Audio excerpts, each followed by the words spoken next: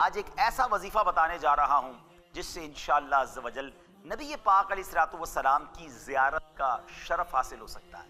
جی ہاں، اور یہ وظیفہ خود ہمیں نبی پاک علیہ الصلوۃ والسلام نے ہی عطا فرمایا ہے۔ حدیث پاک کا مضمون ہے، میرے آقا علیہ الصلوۃ والسلام فرماتے ہیں کہ جو کوئی شخص جمعے کی رات یعنی جمعرات 2 رکعت نفل اس طرح پڑھے کہ سورہ فاتحہ کے بعد ہر رکعت میں 25 بار سورہ اخلاص پڑھے اور 2 رکعت کمپلیٹ کرنے کے بعد 1000 بار صلی اللہ علی محمد النبی الامی، یہ درود پاک آپ دیکھ رہے ہوں گے اسکرین پر، یہ پڑھ لے تو انشاءاللہ اگلے جمعے سے پہلے خواب میں میری زیارت کرے گا، اور جو خواب میں میری زیارت کرے گا اللہ عز و جل اس کے گناہ معاف فرما دے گا۔ آپ سب نے یہ وظیفہ کرنا ہے، بلکہ ہو سکے ہر جمعرات یہ وظیفہ کیجئے، انشاءاللہ ہم پر بھی کرم ہو جائے گا۔ ہم دعا کرتے ہیں اے کاش کبھی ایسا بھی ہو خواب میں میرے وہ جس کی غلامی میں وہ آقا نظر آئے۔ بزرگوں نے فرمایا کہ جو شخص ہر شب جمعہ اور جمعرات کی درمیانی رات یہ درود شریف پابندی سے کم از کم 1 مرتبہ پڑھے، موت کے وقت سرکار مدینہ صلی اللہ تعالیٰ علیہ وسلم کی زیارت کرے گا، اور قبر میں داخل ہوتے وقت بھی یہاں تک کہ وہ دیکھے گا کہ نبی پاک علیہ الصلوۃ والسلام اسے قبر میں اپنے رحمت بھرے ہاتھوں سے اتار رہے ہیں۔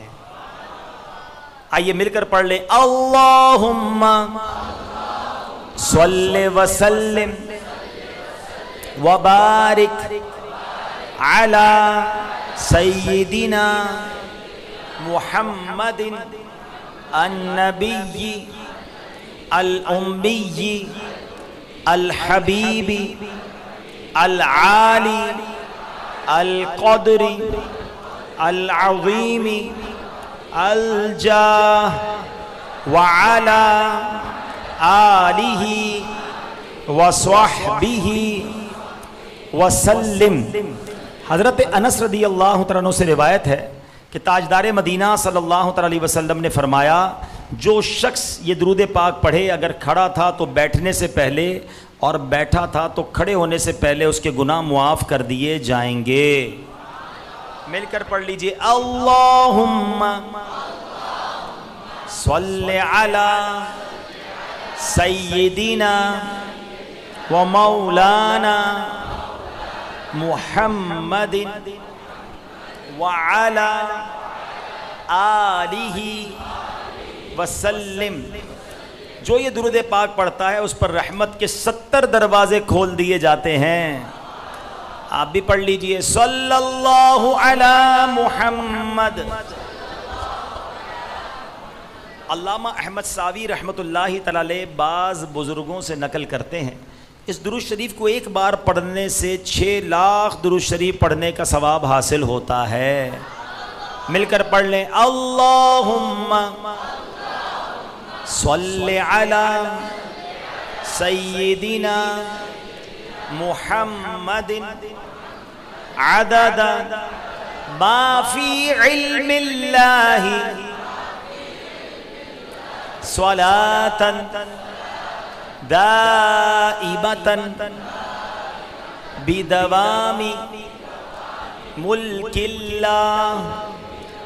ایک دن ایک شخص آیا تو نبی پاک علیہ الصلوۃ والسلام نے اسے اپنے اور صدیق اکبر رضی اللہ تعالیٰ عنہ کے درمیان بٹھا لیا۔ اس سے صحابہ کرام کو حیرت ہوئی کہ یہ کون بڑے مرتبے والا شخص ہے۔ جب وہ چلا گیا تو پیارے آقا علیہ الصلوۃ والسلام نے فرمایا جب یہ مجھ پر درود پاک پڑھتا ہے تو یوں پڑھتا ہے۔ آئیے مل کر پڑھتے ہیں، اللہم صلی علی محمد کما تحب وترضی لہ۔ شافع امم صلی اللہ تعالیٰ علیہ وسلم کا فرمان معظم ہے، جو شخص یوں درود پاک پڑھے اس پر میری شفاعت واجب ہو جاتی ہے۔ مل کر پڑھ لیں، اللہم صلی علی محمد وانزلہ المقعد المقرب عندک یوم القیامہ۔ حضرت ابن عباس رضی اللہ تعالیٰ عنہ سے روایت ہے کہ سرکار مدینہ صلی اللہ تعالیٰ علیہ وسلم نے فرمایا اس کو پڑھنے والے کے لیے 70 فرشتے 1000 دن تک نیکیاں لکھتے ہیں۔ مل کر پڑھ لیں جزا اللہ عنا محمدن. اور جمعے کا دن پڑھا جانے والا درود بنفس نفیس میں خود سماعت کرتا ہوں. یعنی آقا براہ راست جمعے کا درود جو ہے وہ سماعت فرماتے ہیں. تو ہمیں چاہیے کہ جمعے کے دن کثرت کے ساتھ درود پاک پڑھیں، محبت کے ساتھ بآواز بلند درود پاک پڑھ لیں. صلو علی الحبیب صلی اللہ تعالی علیہ. جمعے کے دن پر ہی آج کچھ بات کرتے ہیں. نارملی ہم جمعے کا دن ڈے آف فرائیڈے آرڈنری انداز میں گزار لیتے ہیں، تھوڑی سی کوشش کر کے جمعے کی نماز پڑھ لیتے ہیں، لیکن شاید یہ احساس نہیں ہوتا کہ یہ جمعہ ہمارے لیے کتنا بڑا رب کی طرف سے انعام ہے. جمعہ جو ہے وہ سید الایام ہے، تمام دنوں کا سردار ہے. جمعے کے دن جہنم کی آگ نہیں سلگائی جاتی. جمعہ کا جو دن ہوتا ہے اس کی رات کو دوزخ کے دروازے نہیں کھلتے.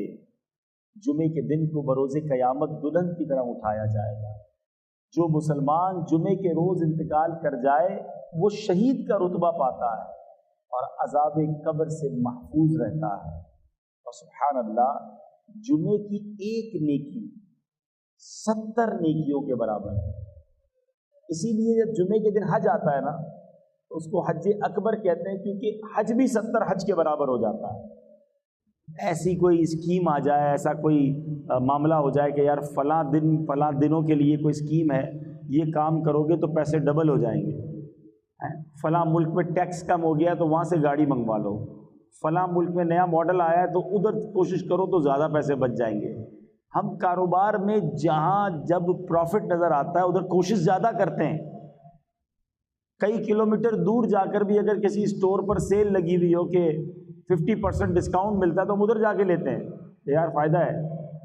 یعنی سیل لگا کر بہت سارے اسٹور والے سردیوں میں گرمیوں کا مال بیچ جاتے ہیں، گرمیوں میں سردیوں کا بیچ جاتے ہیں. ہم وہ بھی لے لیتے ہیں کہ چلو یار ابھی سردیاں نہیں آئیں لیکن سستا مل رہا ہے، جیکٹ لے لو سردیوں میں کام آئے گا. یعنی یہ ہمارا مائنڈ سیٹ ہوتا ہے، اس میں کوئی شرعی قباحت بھی نہیں ہے. لیکن یہی ذہن نیکیوں میں کیوں نہیں بنتا؟ جمعے کے دن ایک نیکی کرے تو 70 نیکیاں ہیں. اب آپ بتائیے کہ مثال کے طور پہ کسی نے ذہن بنایا ہوا ہے کہ میں منڈے والے دن، پیر والے دن کسی مریض کی عیادت کرنے جاؤں گا، ٹیوزڈے کو میں نے فلاں غریب کی مدد کرنی ہے، تو منڈے ٹیوزڈے سنڈے کو جو کام کرنے 2-3 دن پہلے کر لیں اور جمعے والے دن کریں تاکہ 70 ٹائمز ملٹیپلائی ہو جائے. تو اگر میرا اور آپ کا یہ نیکیاں کمانے کا ذہن بن جائے نا تو انشاءاللہ ہم بہت ساری نیکیاں اکٹھا کر سکتے ہیں اور یہی نیکیاں آخرت میں کام آنی. یاد رہے مرنے کے بعد کفن میں جیب نہیں ہوگا اور قبر میں تجوری نہیں ہوگی. میرے اور آپ کے ساتھ جو جائے گی نا چیز وہ ہمارے اعمال ہی جائیں گے.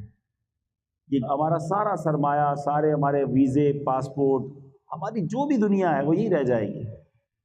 بلکہ بڑی خوبصورت بات کتابوں میں لکھی کہ جب انسان کا انتقال ہوتا ہے تو گھر والے آپس میں بات کرتے ہیں، ایک دوسرے سے پوچھتے ہیں کہ بتاؤ مرحوم نے پیچھے کیا چھوڑا ہے. مگر فرشتے جب بندہ قبر میں جاتا ہے تو آپس میں یہ گفتگو کرتے ہیں کہ بتاؤ مرحوم نے آگے کیا بھیجا ہے. اصل چیز وہ نیکیاں ہیں جو ہم نے آگے کے لیے جمع کر رکھی ہیں. اللہ کی رحمت سے ہر ہفتے میں ایوری ویک ہمیں ایک دن ملتا ہے جس میں ہم خوب نیکیاں کما سکتے ہیں.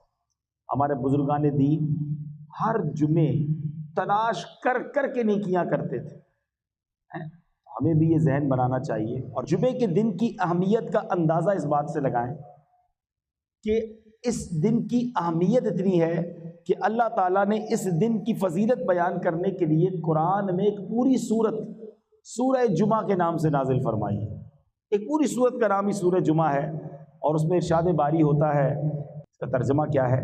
اے ایمان والو، جب نماز کی اذان ہو جمعہ کے دن تو اللہ کے ذکر کی طرف دوڑو اور خرید و فروخت چھوڑ دو، یہ تمہارے لیے بہتر ہے اگر تم جانو. تو جمعہ کے لیے سب سے اہم کام نماز جمعہ ہے.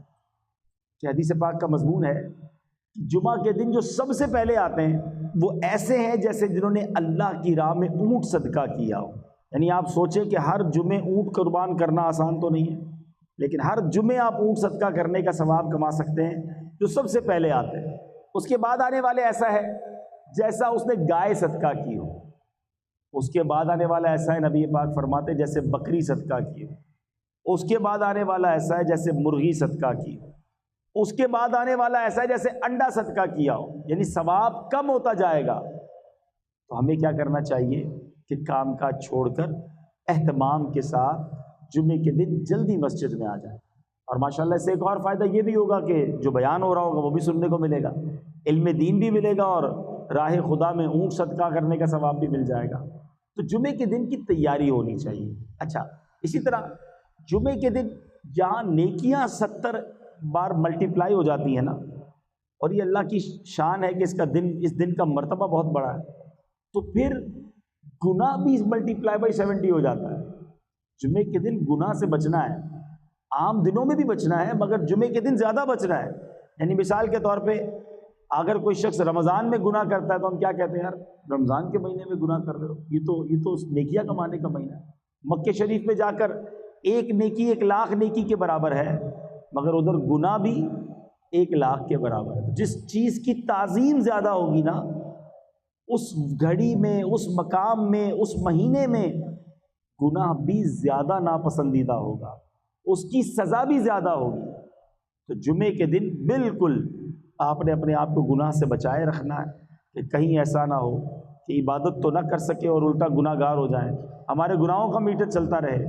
اللہ پاک مجھے اور آپ کو گناہوں سے محفوظ فرمائے، گناہ کرنے سے ہم سب کو بچائے رکھے۔ اب جمعے کے دن کرنے والے کام کیا ہے؟ احادیث میں یہ مضمون ملتا ہے کہ جو جمعے کے دن عمامہ پہنتے ہیں، جمعے کے دن عمامہ پہننے والوں پر اللہ کے فرشتے درود بھیجتے ہیں۔ تو کوشش کریں کہ کم از کم جمعے کے دن امامہ پہن لیا کرے، اپنے آفس میں رکھ لے امامہ شریف اور جمعے کے دن پہن لیا کرے۔ ایک اور روایت میں آتا ہے کہ جمعے کے دن جو امامہ پہنتا ہے بغیر امامے کے 70 جمعوں کے برابر اسے ثواب ملتا ہے، 70 ٹائمز مور برکتیں ملتی ہیں۔ جمعے کے دن ناخن کاٹے جائیں تو تنگ دستی دور ہوتی ہے، روزی میں برکت ہوتی ہے، یہ سنت بھی ہے۔ یاد رہے کہ ناخن 40 دن سے زیادہ نہیں بڑھنے چاہیے، اور جمعے کو کاٹیں تو انشاءاللہ اس سے تنگ دستی دور ہوگی، روزی میں برکت ہوگی انشاءاللہ۔ تو اللہ پاک ہمیں نیکیوں کا حریص بنا دے۔ دنیا کے مال، دنیا کے کاروبار کی لالچ تو ہمیں ہوتی ہے، لیکن نیکیوں کی اگر لالچ ہو جائے نا، پتہ چل جائے کہ کہاں سے کیسے بڑی نیکی ملے گی، تو فوراً اسے حاصل کرنے پہنچے۔ صحابہ کرام کو بڑا شوق تھا، یعنی وہ نیکیاں تلاش کر کے نیکیاں حاصل کرنے کی فکر کرتے تھے۔ اب حضرت عثمان غنی کی مثال لیجئے کہ کتنے بڑے صحابی ہیں، آپ ذوالنورین ہیں، عشرہ مبشرہ میں ہیں، اور یقینی جنتی ہیں، نبی پاک سے 2 بار جنت خریدی۔ اتنی ساری نیکیاں ہونے کے بعد ہم جیسا آدمی تو کہے بہت ہو گیا، اب اتنی ساری نیکیاں تو ہو گئی، مگر صحابہ کرام رکتے نہیں تھے۔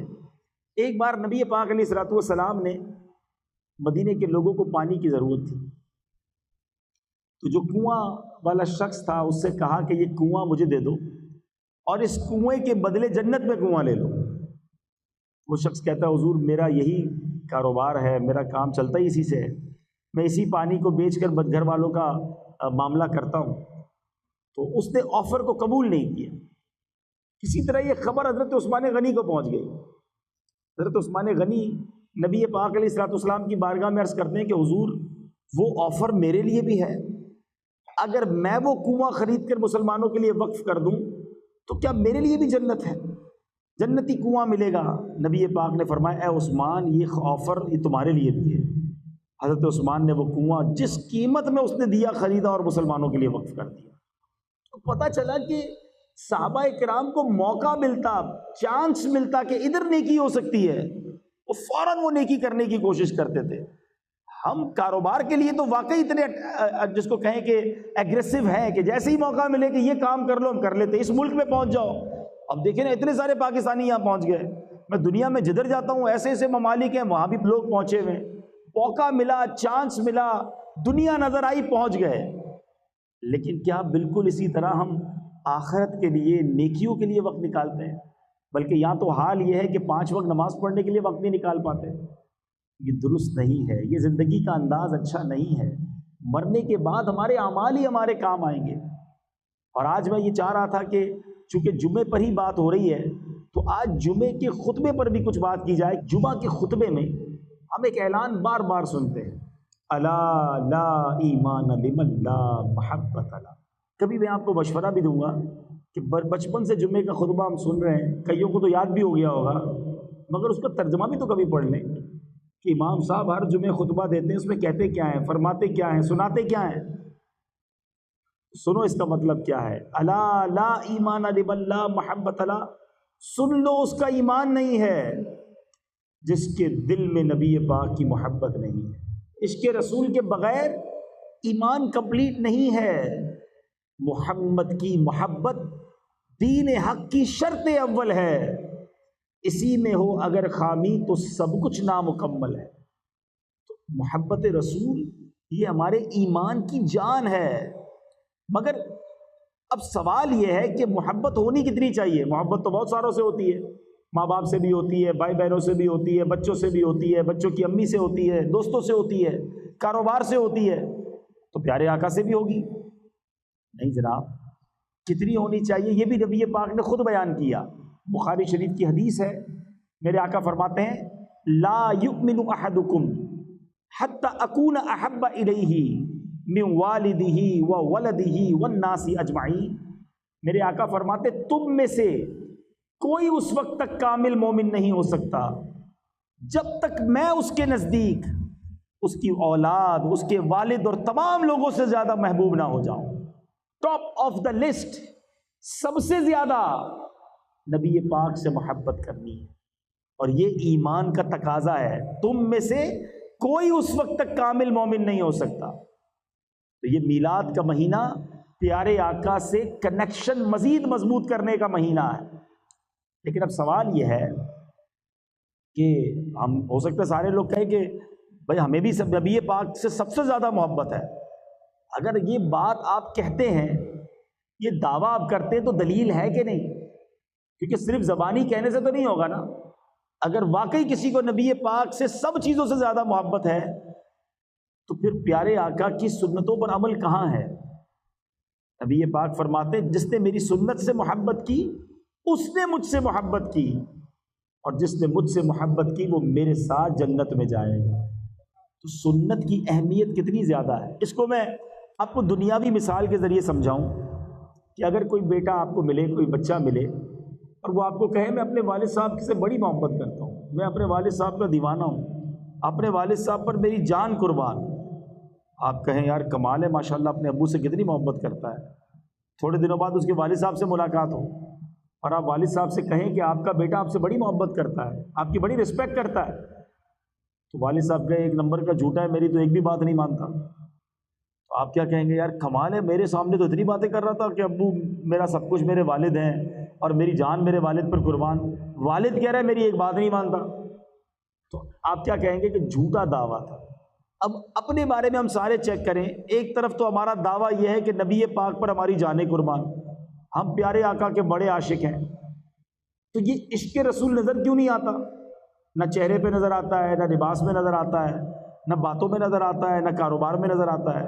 کیا نبی پاک کا عاشق جھوٹ بول سکتا ہے؟ کیا نبی پاک کا امتی کسی کو دھوکہ دے سکتا ہے؟ نبی پاک فرمائے من غش فلیس منا، دھوکہ دینے والا ہم میں سے نہیں. پھر کیسا عشق رسول ہے کہ مسلمان بھی کہلاتا ہے دھوکہ بھی دیتا ہے، مسلمان بھی کہلاتا ہے گندی بری باتیں بھی کرتا ہے، مسلمان بھی کہلاتا ہے حرام بھی کماتا ہے، اپنے آپ کو نبی پاک کا عاشق بھی کہتا ہے اور بے حیائی کے کام بھی کرتا ہے. شرابی دوست بنائے ہوئے ہیں، معاذ اللہ خود بھی شراب کے اڈوں پہ جاتا ہے. تو خود سوچئے آپ کہ یہ عشق رسول نہیں ہے. عشق رسول یہ ہے کہ مجھے بتانا نہ پڑے میں مسلمان ہوں، میں نبی پاک کا امتی ہوں، مجھے دیکھ کر پتہ چل جائے کہ یہ کس کا غلام جا رہا ہے. شاعر لکھتے ہیں نا، فنا اتنا تو ہو جاؤں میں تیری ذات عالی میں، آقا جو مجھ کو دیکھ لے اس کو تیرا دیدار ہو جائے. ہمیں دیکھ کر پتہ چل جائے یہ کس کا امتی ہے، یہ کس کا غلام ہے. یقین کریں میٹھے اسلامی بھائیوں، اگر ہم نبی پاک کی عشق والی زندگی گزاریں اور صحیح اسلام کی تعلیمات والی زندگی گزاریں تو دنیا بھی اچھی ہو جانی ہے، آخرت بھی اچھی ہو جانی ہے۔ آج مسلمان کہلانے والے کو قرآن پڑھنا نہیں آتا، نبی پاک کا امتی تو کہلاتا ہے، مگر آقا کے قلب اطہر پر جو قرآن نازل ہوا، اور یاد رہے پیارے آقا پر کہ بہت سارے معجزات ہیں، مگر جس معجزے کو اعظم المعجزات کہا گیا، بگسٹ میریکل کہا گیا، وہ قرآن مجید فرقان حمید ہے، مگر قرآن پڑھنا بہت بڑی تعداد میں مسلمانوں کو نہیں آتا، کھولتے بھی نہیں ہیں قرآن۔ میں آپ سے اگر سوال کروں کہ آپ نے یہ بتائیے کہ فیس بک کب آن کیا تھا، آپ کہیں گے بھی مسجد میں آنے سے پہلے آن کیا تھا۔ اچھا واٹس ایپ، وہ تو ہو سکتا ہے مسجد میں بھی چیک کیا ہوگا۔ تو کئی سافٹ ویئر ہم روزانہ کئی بار آن لائن کرتے ہیں، اور میں یہ پوچھوں کہ بتائیں قرآن کب کھولا تھا؟ جواب آئے گا پچھلے رمضانوں میں۔ اب کب آن لائن کریں گے؟ اگلے رمضانوں میں۔ ہم قرآن سے کتنا دور ہو گئے۔ اور ایک سچ بات بتاؤں، جب قبر میں جائیں گے نا، یہ سارے سافٹ ویئر آف لائن ہو جائیں گے، قرآن قبر میں بھی آن لائن ہو جائے گا۔ تو اس چیز کو تھامو نا جو قبر میں بھی کام آنی ہے، مگر قرآن سے ہم دور ہیں۔ کئی لوگ ملتے ہیں مجھے، کہتے ہیں سکون نہیں ملتا، دلی سکون چاہیے، کوئی وظیفہ بتائیں۔ کسی اور سے وظیفہ کیوں لیں، قرآن سے ہی معلوم کر لیتے ہیں۔ اے رب کے کلام ہمیں بتا کہ ہمیں دل کا سکون کہاں سے ملے گا۔ اللہ کریم قرآن میں فرماتا ہے الا بذکر اللہ تطمئن القلوب، بے شک اللہ کے ذکر میں دلوں کا چین ہے۔ شراب پینے میں چین نہیں ہے، بے حیائی اور بدکاریوں میں سکون نہیں ملے گا، فلموں ڈراموں گانوں باجوں میں سکون نہیں ملے گا۔ اگر واقعی قلبی سکون چاہیے تو وہ اللہ کے ذکر میں ملے گا، اللہ کی یاد میں ملے گا۔ اللہ پاک ہم سب کو ساری زندگی پیارے آقا کی محبت میں گزارنا نصیب فرمائے، ان کی سنتوں پر عمل کر کے گزارنا نصیب فرمائے، ساری نمازیں پابندی سے پڑھنا نصیب فرمائے، آمین بجاہ النبی۔